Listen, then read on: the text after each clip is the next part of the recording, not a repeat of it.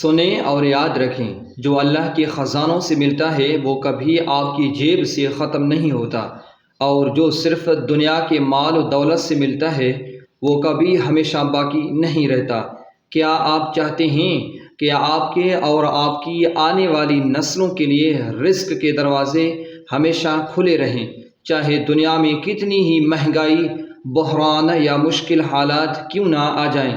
اللہ تعالیٰ آپ سے اور آپ کی نسلوں سے رزق نہ چھینے۔ تو آج کی اس ویڈیو میں آپ کے لیے ایک ایسا باکمال اور مجرب قرآنی عمل لے کر آیا ہوں جو رزق کی تنگی، قرضوں اور مالی پریشانیوں سے نجات کے لیے بیان کیا جاتا ہے۔ ہم دنیا میں ایسے بہت سے لوگوں کو دیکھتے ہیں جو کبھی ارب پتی اور بے شمار دولت کے مالک تھے، جن کے پاس بڑی بڑی گاڑیاں اور عالی شان گھر تھے، لیکن وقت کا پہیہ ایسا بدلا کہ وہ مالی مشکلات کا شکار ہو گئے۔ ایسا اس لیے ہوتا ہے کہ دنیا کا مال ہمیشہ باقی رہنے والا نہیں، جبکہ اصل خزانہ وہ ہے جو اللہ تعالیٰ اپنے فضل سے عطا فرماتا ہے۔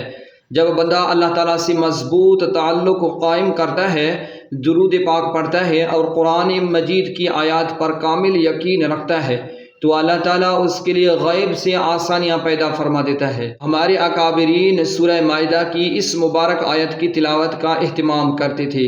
ربنا انزل علینا مائدۃ من السماء۔ اگر آپ گاڑی میں ہوں، دفتر میں ہوں یا گھر کے کاموں میں مصروف ہوں تو دن میں 11 مرتبہ یہ آیت پڑھیں، پھر اللہ تعالیٰ سے رزق، صحت، اولاد اور اپنی تمام جائز حاجات کے لیے دعا کریں۔ اب آتے ہیں آج کے سب سے اہم عمل کی طرف جو سورہ مزمل سے متعلق ہے۔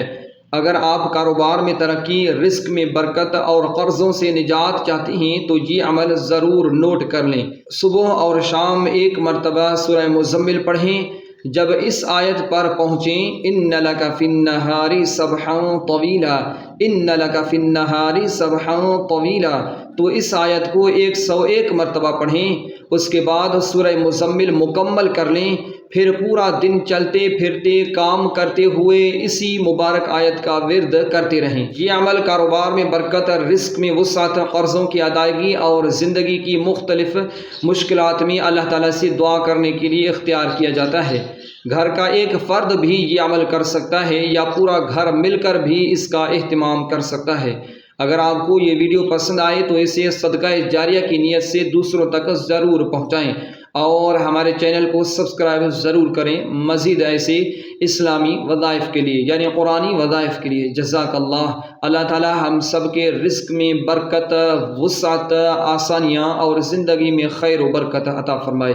آمین یا رب العالمین۔